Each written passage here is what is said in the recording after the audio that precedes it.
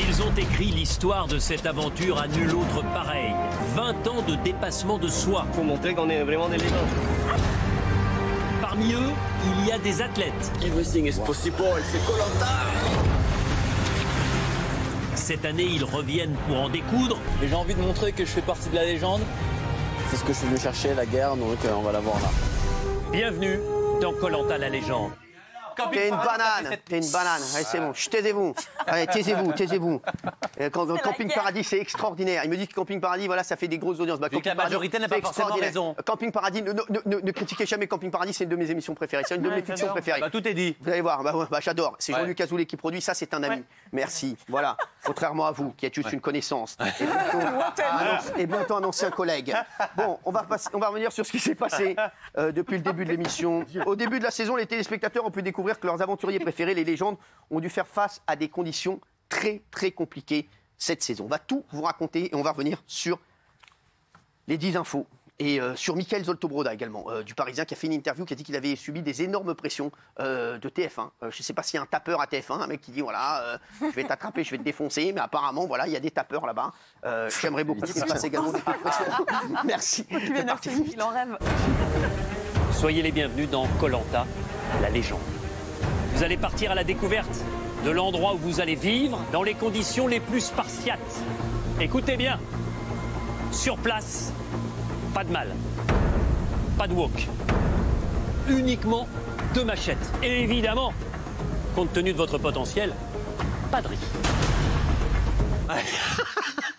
Voilà, donc Koh-Lanta. Le 27e jour de l'aventure, je raconte tout, hein, Alexia. Diffusé le 9 novembre, on découvre Teouira. Sur la Teouira d'Israël, candidat aguerri et respecté de tous, a triché. Il avoue devant les caméras son crime et se fait éliminer du jeu par Denis Brognard. Denis Brognard qui fait malheureusement ce qu'on lui dit. Bien entendu, c'est pas lui qui décide d'éliminer ou pas.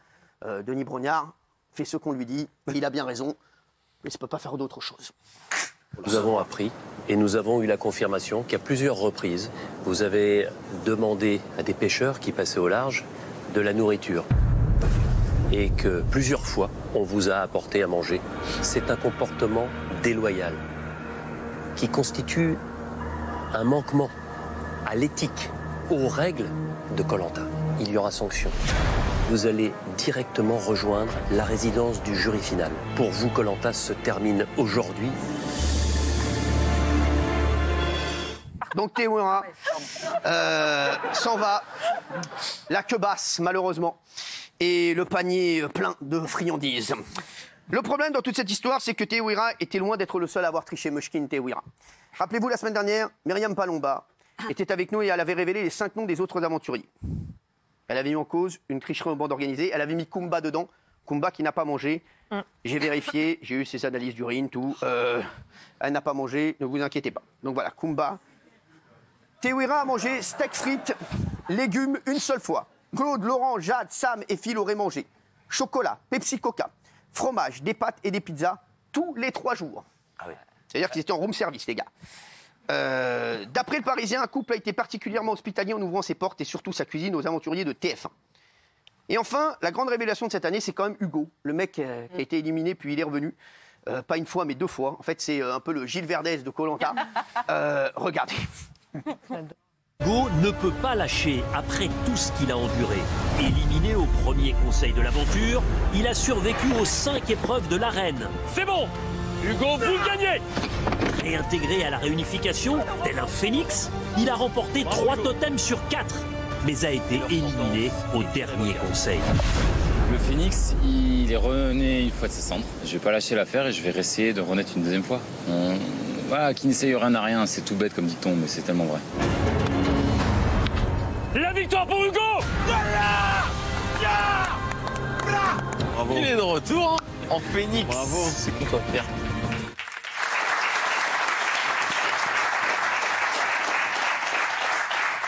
Et maintenant qu'on sait tout ça, quand on voit toutes les images de Koh-Lanta, où c'est vrai que les aventuriers se plaignaient d'avoir énormément faim, on se dit que c'est pas 100 000 € qu'ils auraient dû gagner, mais un Oscar Hollywood. Regardez. Non, on a faim quand même. On a faim. Oui. On a une dalle de ouf. Moi, je suis chez une dalle, c'est la fusée. J'ai archi faim. Il reste 2 cuillères de riz. On se dit que 2 cuillères de riz à 6, il n'y a rien, il n'y a pas de manioc, il n'y a pas de canne à sucre, il n'y a rien du tout, il n'y a même pas de riz. Il faut se contenter de ce qu'on a et essayer de passer au-dessus. Dès que je me lève, je vois blanc, j'ai un peu de vertige, bon c'est normal. On mange très peu de riz, on n'a rien, mais bon, c'est dans la tête, hein, on tiendra jusqu'au bout. Franchement, la nourriture ici, ça reste toujours le truc le plus dur à Koh Lanta, ça reste la nourriture. Les affamés, mais un peu mytho quand même. Oui, un peu. En plus, je les aime tous, hein, tous les aventuriers. C'est drôle. On les aime beaucoup, c'est drôle. Et je pense que même eux vont en rigoler hein, oui, plus tard. tout de suite peut-être. Moi, un kippour, j'ai mangé, j'en ai fait une darka après. J'ai regretté parce que le grand rabbin l'a appris, m'a appelé. Bon, voilà, je suis passé à autre chose. C'est vrai, je suis passé à autre chose. On va passer maintenant au débrief de la finale. L'émission a été suivie par 4,4 millions de téléspectateurs. La finale de l'an dernier avait rassemblé 5,5 millions de téléspectateurs. Mais on était, l'année dernière, je crois qu'on était en couvre-feu. Ouais. Et on était le vendredi. Ouais, on était le vendredi. D'ailleurs, c'est une énorme connerie d'avoir mis Koh Lanta le mardi. Je ne sais pas qui a eu l'idée, mais en tout cas, je ne le félicite pas. Il nous a flingué le Koh Lanta. Hein. Moi, mardi, mes enfants, ils n'ont plus jamais regardé Koh Lanta. Ils ne savent même pas ce que c'est Koh Lanta. Maintenant, mardi, ils se retrouvent sur un truc de merde sur TF1 et ils ne regardent pas. Voilà, donc forcément, le mardi, c'est Koh Lanta, ils l'ont un petit peu sacrifié, je le dis, voilà, tout le monde est d'accord. Koh Lanta le mardi, et c'est comme si tu dis, non mais c'est vrai, c'est n'importe quoi. Mais qui c'est qui a décidé ? M'exprimer là-dessus. Ce que j'ai dit à TF1, on est là pour être partenaire, on est là pour les aider à ouvrir des cases. L'idée, c'est qu'ils ont besoin d'ouvrir une case qui est le mardi, parce qu'il y a de moins en moins de fiction américaine. Ce que je trouve vraiment dommage, et ça je leur ai dit, c'est que si je l'avais su, j'aurais fait des émissions plus courtes. Ouais, c'est sûr. Parce qu'on termine en général 23h20, bien sûr. Les enfants, on le voit bien sur la courbe, les enfants s'en vont et je ne trouve pas ça correct. Même le neveu de Lormeau s'est endormi. Mais par rapport au jeune public, qui est un public qui est très important chez nous, je trouve ça vraiment... Ça va revenir le vendredi ou pas ? J'espère sincèrement que ça reviendra. Je vais vous dire ce qu'a fait TF1 aussi, moi, ce que je pense. C'est qu'ils se sont dit quelle est la marque la plus forte. Quelle est la marque qui est la plus forte sur TF1 ? C'est Koh Lanta. Donc ils ont dit, on peut prendre un risque avec Koh Lanta parce que même le mardi, ça va tenir. Mais c'est vrai que Koh Lanta, le problème qu'on a avec Koh Lanta, c'est que c'est un programme très familial que les enfants adorent et que le mardi, c'est compliqué en pleine semaine de se coucher à 23h30, 23h45. Donc forcément, tu te dis, je vais pas regarder le début de Koh Lanta si je vois pas la fin. Donc c'est compliqué. Mais pour vous donner un exemple, hier, ma fille a regardé jusqu'à la fin. Il s'avère qu'elle s'est pas réveillée ce matin à l'école. Bah voilà. Donc voilà. Bah voilà, moi j'ai le même problème avec mon tiel. Voilà, il ne s'est pas réveillé ce matin pour RFM. Voilà, c'est vrai qu'RFM a besoin de lui. Les chéris, c'est étonnant parce que cette finale était très attendue. Tout le monde s'attendait à de grosses explications de la part des candidats ou même de la production. On va débriefer sur ce prime de finale et après on verra sur toutes les révélations bien entendu. Et on commence avec la dernière épreuve de Koh Lanta tournée en Polynésie, l'épreuve iconique des poteaux. Elle opposait les 3 finalistes Hugo, Laurent et Claude. Regardez. Ça fait 2 heures que vous tenez. Et la surface de votre poteau va se réduire. Attention, tirez. Non, putain. C'est fini, Claude. Quel con, putain. 2 heures et 5 minutes. C'est pas mon épreuve, celle-là. 3 heures d'épreuve. Laurent, Hugo, attention, tirez. Mata. La victoire pour Laurent. Wow, j'ai gagné son épreuve. J'ai gagné les poteaux. J'ai gagné les poteaux. C'était pas aussi grand. Les chéris. Alors, à 22h37, soit 1h20 après le début de l'émission, c'est enfin le retour en plateau à Paris. On s'attendait à une édition spéciale à cause de la triche. On pensait même qu'ils allaient faire un truc de fou. Je vous le dis, moi, il se passe ça. Les mecs, à partir de 17h, je les prends tout le monde en face à face avec des inspecteurs de police. Et je t'explique. Et là, mon frère, je te fais de 17h à 5h du matin. Je peux te dire, je te fais un Koh Lanta spécial. J'enlève tous les programmes de TF1. Je fais Koh Lanta, 17h, 24 heures de Koh Lanta, 17h jusqu'à 17h le lendemain. Voilà, des perquisitions. On est partis de partout. Les gars, là, c'est un truc de fou. Eux, ils ont attendu 22h37 pour en parler. Et en fait, ils ont fait comme si de rien n'était. Donc ça, je vous allez nous expliquer, Alexia, parce que les gens hier sur les réseaux sociaux, je suis là pour ça. Ils se sont dit, on nous prend pour des Dermot. Alors Dermot, ça veut dire des rkik, Dermot. Regarde, on voit. Ravi de vous retrouver ici à Paris pour la fin de cette saison de Koh Lanta la légende. Alors voici tout de suite ceux dont vous avez suivi l'épopée, du premier sorti jusqu'au finaliste.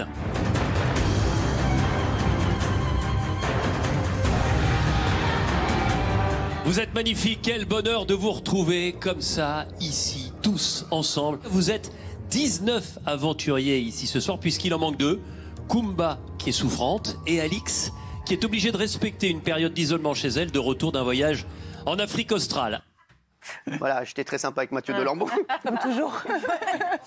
Donc, pourquoi Denis Brognard ne dit rien de la triche? Je comprends pas, en fait. Alors, hop, hop. Il nous a pris pour des khmals. Hop. Je vais expliquer. Merci, allez-y. Non, alors déjà, je voulais quand même vous dire que c'est extrêmement décevant et compliqué pour nous Ouais, c'est dur. de se retrouver confronté à ça. Non, mais ça, il faut le dire. Moi, je suis avec des équipes qui travaillent sur ce programme depuis 20 ans. Ce Légende, ça a été énormément de travail pour nous. Il y a 300 personnes qui se déplacent. Il faut savoir qu'il y a des gens qui restent jusqu'à 75 jours quand même. Sans manger. Voir leur famille. Non, sans voir leur famille pour travailler sur ce Koh-Lanta. Et que pour nous, réunir tant de générations d'aventuriers, c'était un défi. Et on misait énormément là-dessus. Et à aucun moment, on a pensé qu'on pouvait se retrouver face à quand il y a des gens qui disent que c'est à cause de la production, parce que tous les candidats, même Claude, on l'a entendu hier dans une loge, et tous les candidats qui sont venus, ils disent que c'est à cause de la production. Non, mais alors ça, j'ai entendu Kumba la dernière fois. Alors je suis fan de Kumba. Ouais, non, mais elle sait que je l'aime bien, Kumba aussi, donc c'est pour ça que ça m'ennuie. Parce que vous êtes un amour, vous aimez tout le monde. C'est tellement facile de se défausser. Je vous explique comment ça se passe. On a des aventuriers, pour certains, ils ont fait jusqu'à 4 à 5 éditions, déjà, de Koh-Lanta. C'est des gens qui connaissent parfaitement ce programme. C'est des gens qui sont respectés, qui sont adulés, pour certains, par des enfants, par des plus âgés, et qui connaissent les règles de loyauté du programme. Alors, on n'est pas, vous l'avez dit nous-mêmes, et vous l'avez dit d'ailleurs, nous ne sommes pas des procureurs, nous ne sommes pas des flics. On a mis un système de surveillance, d'autant plus qu'on savait qu'on était en Polynésie. C'est l'une des rares fois où on a tourné justement sur un territoire français. D'habitude, on tourne à l'étranger, donc évidemment, à l'étranger, les gens ne connaissent pas, les personnalités ne connaissent même pas le programme. Là, en l'occurrence, pour des histoires de Covid, on était obligé de tourner en Polynésie, donc on a renforcé la sécurité. Mais on est quand même sur un principe de confiance, c'est-à-dire qu'on n'est pas gardien on n'est pas gardien de prison. Donc, qu'on soit trahi comme ça, ne nous trompons pas, on est victime de ça. On l'a appris, nous, au moment de l'annonce de Théoura, donc il y a 3 semaines, un mois, on est tombé des nues, quoi. Donc il faut savoir... Quand ils disent que c'est à cause de la production, parce qu'ils auraient dû plus nous surveiller, vous dites quoi? Mais enfin, c'est comme si... alors, vous savez, on est tous des truands. Donc, vous le saviez qu'on était des truands. Et donc, vous auriez dû mettre des gardiens plus aguerris. Mais on avait des gardiens. Enfin, on ne les a jamais pris pour des truands. Pour nous, c'est des légendes. Donc, il y a un moment, il ne faut pas se tromper.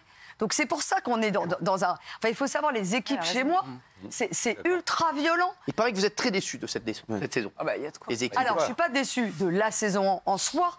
C'est-à-dire de ce qui s'est passé. On a battu des records incroyables parce que quand même, il faut pas tout jeter. Enfin, c'est quoi, c'est le bébé le bébé avec l'eau du bain. Le bébé avec l'eau du bain. Il y a quand même eu des records insensés. Non, mais je sais, vous êtes un peu le Larousse. Un puits de science.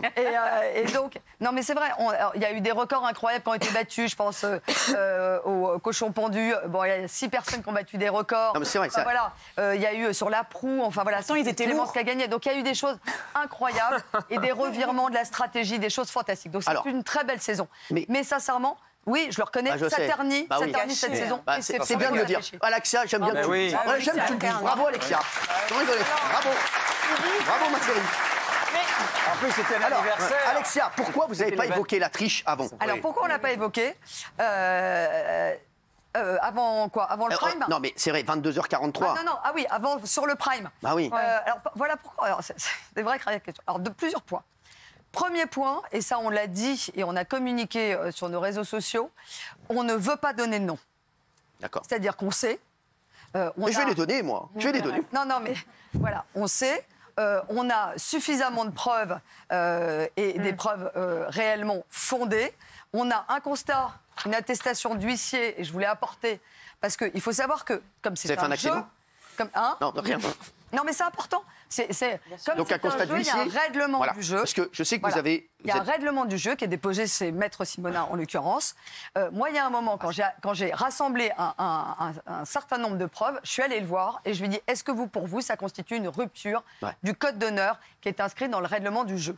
Et là, il me dit, je vous lis l'attestation parce que c'est important. Parce que c'est quelque chose qui est... Vas-y, Alexia, t'as raison. C'est quelqu'un qui est extérieur à la production, qui est extérieur à TF1, qui est neutre. Bien sûr. Et qui est garant du règlement. Monsieur Simonin confirme et atteste avoir reçu l'ensemble des pièces et éléments permettant d'établir le comportement irrégulier de plusieurs participants lors du déroulé du jeu. L'ensemble de ces pièces illustre les manquements au code d'honneur et à l'éthique générale exposés dans le règlement du jeu, qui est déposé en mon étude et justifie l'impossibilité de déclarer un vainqueur pour cette saison. Et voilà.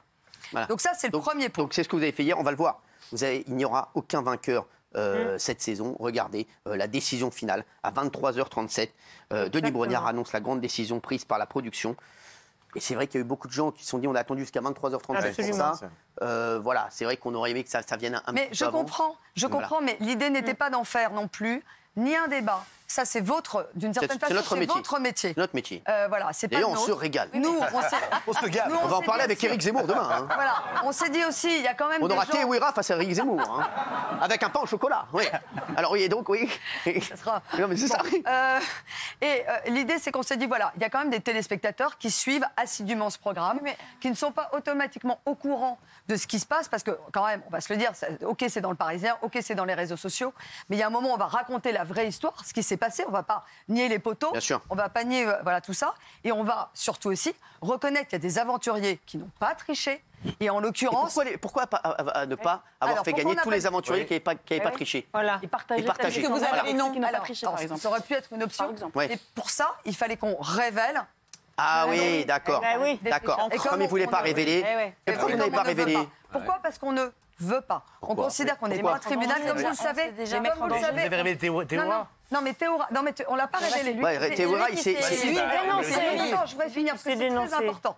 Alors, Théoura, déjà, c'est lui qui s'est déclaré fautif. Donc, c'est lui qui. Bravo à lui. Qui est venu se dénoncer.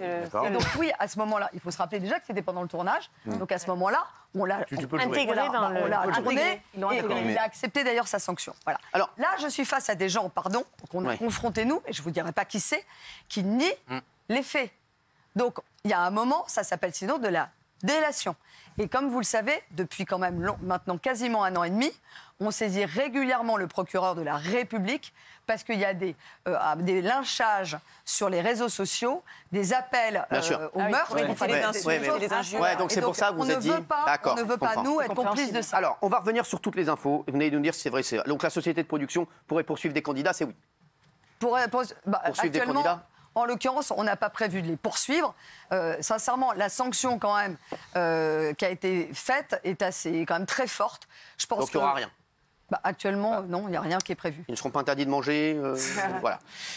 Hier, une candidate a volontairement boycotté la finale. On l'avait peut-être vu. Alors, la question, c'est que... Deux absentes hier. Oui, c'est Kumba, que j'embrasse. Voilà, non, mais c'est Kumba. En l'occurrence, elle nous a envoyé un certificat médical. Qu'est-ce que je vous dise? Elle l'a boycotté ou elle l'a pas boycotté, il faut lui demander à elle. D'accord. Apparemment, Kumba, Gilles, tu as des infos? Oui, elle n'était pas malade du tout. Elle a dit très clairement qu'elle ne voulait pas cautionner ça. Voilà, c'est ça. Et que moi, je n'ai pas triché, dit-elle, et c'est anormal que l'on ne dépouille pas. Donc, je ne veux pas cautionner, je ne viens pas, etc. Je n'ai pas le droit de dépouiller. Même de toute façon... Non, mais je vous dis, elle vous a volontairement boycotté. D'accord, ok, c'était pas le certif, était... elle ne voulait pas venir. Qui lui a donné un alors, pourquoi la finale n'était pas en direct? Pareil, pas de dérapage et de règlement. Pourquoi? Parce que je voulais justement, moi, aller dîner avec mes enfants et regarder pour une fois la finale. Non, sans rigoler. Parce que, sans déconner, je te le dis, Alexia, c'est catastrophique.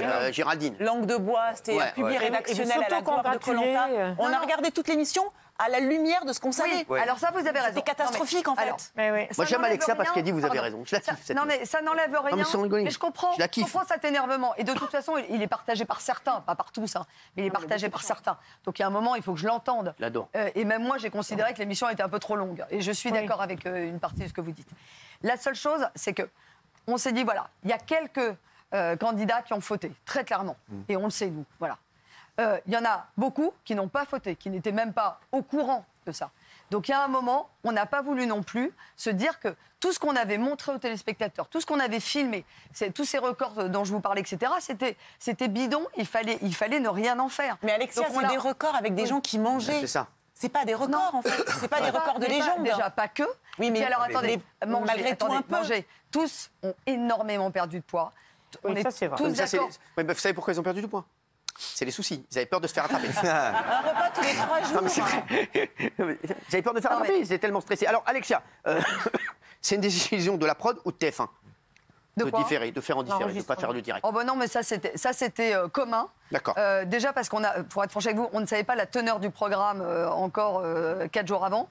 Donc voilà. Donc, alors, non, c'est autre info, à cause d'une ambiance pourrie, les candidats sont tous partis individuellement en taxi après. Alors ça c'est faux, complètement faux, puisqu'on a eu, il y a eu un petit truc derrière. C'était pas sincèrement la fête, l'énorme fête. Mais non, mais j'aime parce la franchise d'Alexia. Non, mais c'est vrai que c'est compliqué quand même. Vous avez mangé les restes qu'il y avait dans les... Voilà. On est. Écoutez, ça fait quand même 5 mois. Heureusement, ils nous les ont pas rapportés. Non, mais c'était quand même extrêmement. Non, mais très clairement, c'était triste. Bah oui. Nous, on est énervés. Il y a beaucoup quand même de candidats. Alors, des anciens candidats comme des candidats de cette saison qui se sont trahis eux-mêmes. Ils ont l'impression que c'est l'opprobre sur toute la saison. Bien sûr. Donc non, c'était pas la fête. Mais en revanche, ils sont pas partis comme ça au dépoté. Il y avait une très sale ambiance. Elle l'a dit, Alexia. Elle a dit qu'il y avait une petite ambiance. Non, mais c'est pire que ça. Théoura était tout seul de son côté, plus personne lui parle, il était d'une tristesse absolue. Moi, j'ai eu des candidats le soir qui rentraient tout seuls en taxi. Je suis désolé, il y avait... Je les raccompagne. Elle dit la vérité. Non, mais il y avait... Tu croyais qu'elle allait prendre son van? Allez, la fiesta, il y avait personne. Elle était en van, Alexia, allez, c'est parti. Les chéris, Claude et Laurent étaient les seuls à savoir avant la finale qu'ils n'auraient pas 100 000 €. Il reste encore plusieurs infos, 5 infos après. C'est vrai ça? Non, c'est faux. C'est faux? Jure sur la tour. Jure sur en l'occurrence, tu sais que... Non, mais c'est vrai quoi. Moi j'ai une question. Non, mais tout le monde était au courant. Tout là. Le monde était au courant qu'il allait se passer un truc un peu particulier. D'accord, parce que donc, tout le monde, voilà. On les a même, on leur a dit. Après le conseil, tous les candidats ont mangé. Il semblerait que lors des conseils, les candidats auraient tous eu la possibilité de manger. Gilles, votre version? Oui, c'est vrai. Vous leur avez presque offert. Manger des citrons, des fruits trouvés sur le chemin. Oui, il y avait des citronniers, des piments. Et après le conseil, vous aviez tout un système de contrôle. Quand ils allaient au conseil, dans les barques, vous leur mettiez des casques, des lunettes. Il paraît même, de ce que je sais, qu'ils avaient fait même un petit marché comme un Rungis où il y a des mecs, donne-moi du poisson, tu me mets de la dorade. Non, ça c'est important. Vous les aviez cloisonnés. Et ils se sont complètement échappés pour aller se servir, Alexia. Alors, ça, pour le coup, on sait comment ça s'est passé et je ne révèle pas de nom. D'accord. On ne sait pas exactement. Pourquoi vous ne révélez pas les noms? Parce qu'elle ne veut pas qu'il y ait de lynchage. Alors, ça, Alexia, franchement, je suis complètement d'accord avec elle. Il y a des trucs sur les réseaux sociaux, des menaces incroyables sur les candidats de Koh-Lanta. Je comprends. Les mecs, tu veux que les mecs ils se fassent lyncher? Il y a des contrats en jeu. C'est important d'expliquer à tout le monde comment ça se passe. Le conseil, donc c'est un endroit qui n'est pas à proximité des camps. En fait, quand les camps sont basés sur des motus, en l'occurrence, je vais parler en motu en Polynésie, c'est des tout petits îlots extrêmement isolés. Le conseil, lui, est sur une île plus importante qui s'appelle Raiatea, qui est une île importante. Et en l'occurrence, le conseil, à proximité du conseil, il y a une tente dans laquelle résident les candidats à l'issue du conseil. Pourquoi ils résident là?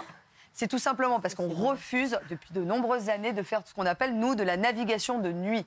Voilà. Pourquoi? Parce que vous ne savez pas qui vous pouvez croiser, c'est dangereux, etc. Bon, pour des raisons de sécurité, on refuse ça.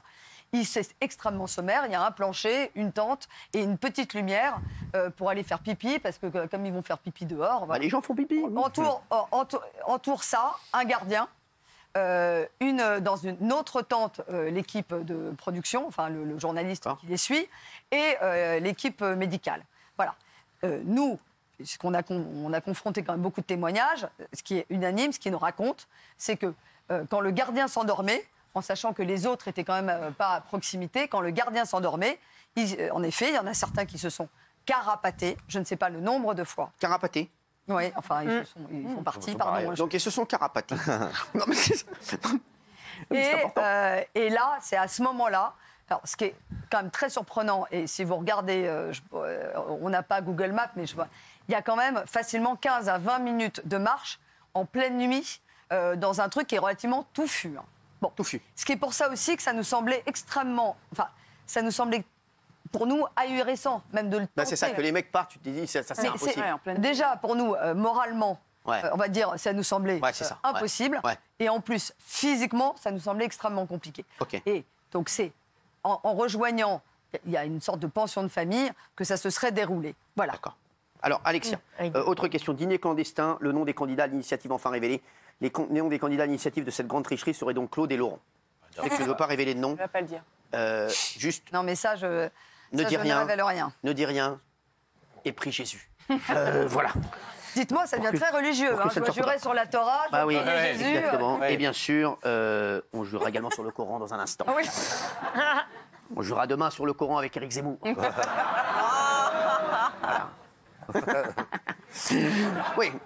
Alexia, on parle d'une photo. Une photo qui constituerait une preuve. Hein.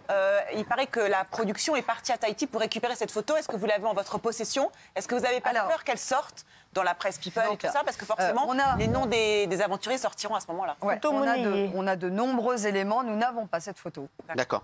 On voit des aventuriers à côté d'une... Cette photo, on nous a parlé. Je ne sais pas si c'est réel ou pas. D'accord. Ce qui est sûr, c'est que c'est vrai pour le coup. Alors, on n'a pas envoyé quelqu'un de Paris en Polynésie, très clairement.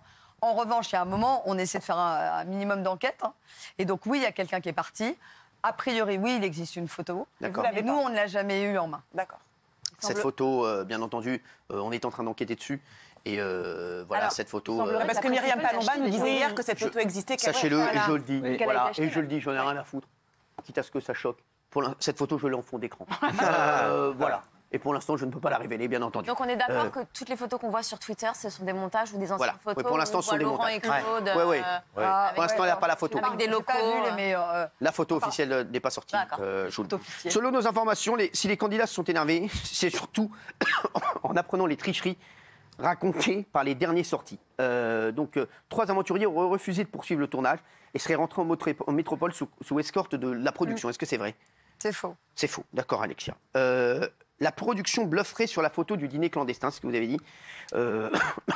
En fait, ils ont dit qu'il y avait la photo, c'était un moyen de se prémunir de toute attaque, mais apparemment, la production aurait fait pression sur les candidats pour cette photo. Bah non, je viens de vous dire que... Il n'y a pas de photo. Non, mais vous dites qu'il n'y a pas de photo? Non, mais elle existe ou pas? Si. Mais elle existe, mais elle l'a pas achetée. Voilà, donc... Myriam Palomba nous disait que la photo existait bien. Oui, mais il paraît qu'il y a des pressions. Il y a des pressions. Gilles Verdez. C'est vrai que la photo n'a pas été montrée. Et c'est pour ça qu'il y a 2 aventuriers, moi je vais donner les noms, mais c'est Laurent et Claude, ils nient. Et ça vous met en difficulté. Et selon mes informations, vous avez beaucoup travaillé avec vos avocats pour voir comment vous pouviez vous en sortir. C'est pour ça, c'est une cause généreuse, mais c'est pour ça que vous avez redistribué l'argent à la Fondation Bertrand Kamal. Je finis juste, parce que sinon, des aventuriers pouvaient vous attaquer. Vous avez étudié ça en disant, nous avons un contrat de travail, nous sommes payés, il fallait redonner l'argent, donc vous l'avez redonné. Ils n'ont pas pensé comme ça. Alors non, je vous jure que... Ça, c'est pas rentré là-dedans.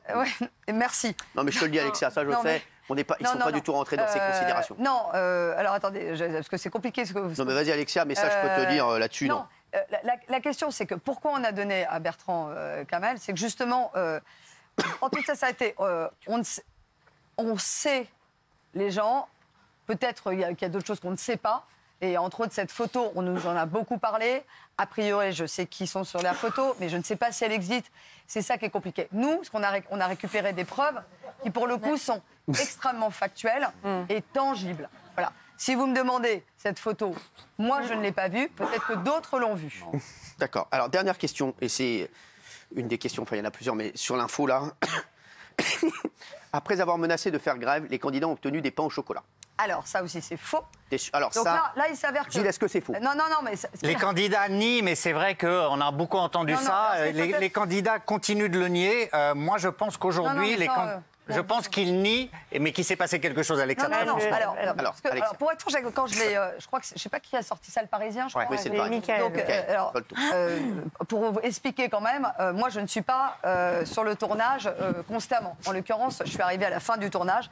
Ce qui s'est passé, c'est que, en l'occurrence, les 2 aventuriers, on peut le dire, hein, c'est Claude et Laurent, qui ont, suite à l'épreuve des bambous, ont gagné un confort. Les deux étaient hyper contents d'avoir un confort. Pourquoi? Parce qu'ils avaient faim. Là, à ce moment-là, ils arrivent dans ce qu'on appelle, nous, une péripétie, c'est-à-dire qu'on leur fait un dilemme où il y a courrier, et je crois qu'il y avait en face des chocolatines. Si je parle comme ça, tout le monde va penser que j'ai 70 ans. Les chocolatines, des pains au chocolat. Des pains au chocolat voilà, et des viennoiseries, on va dire. On leur a dit non, c'est un dilemme. Donc c'est soit vous prenez le courrier, soit vous prenez les aliments. À ce moment-là, ils ont été très mécontents. Le producteur est arrivé et très sincèrement les a recadrés. Voilà. À ce moment-là, ils sont allés, je crois, dormir quelque part. Donc ils n'ont jamais eu, pour le coup, accès à la nourriture Moi, je crois Alexia. de la caisse. Je crois Alexia. Moi aussi. Juste, Mickaël Zolto-Broda, vous venez de parler de lui, du Parisien. Est-ce qu'on a l'extrait en régie Nourdine, s'il est toujours là, parce qu'il est 21h16, je sais qu'il doit rentrer chez lui. Nourdine, est-ce qu'on a l'extrait où il dit qu'il a reçu des pressions? Bravo, mon Nourdine, tu es bien le meilleur.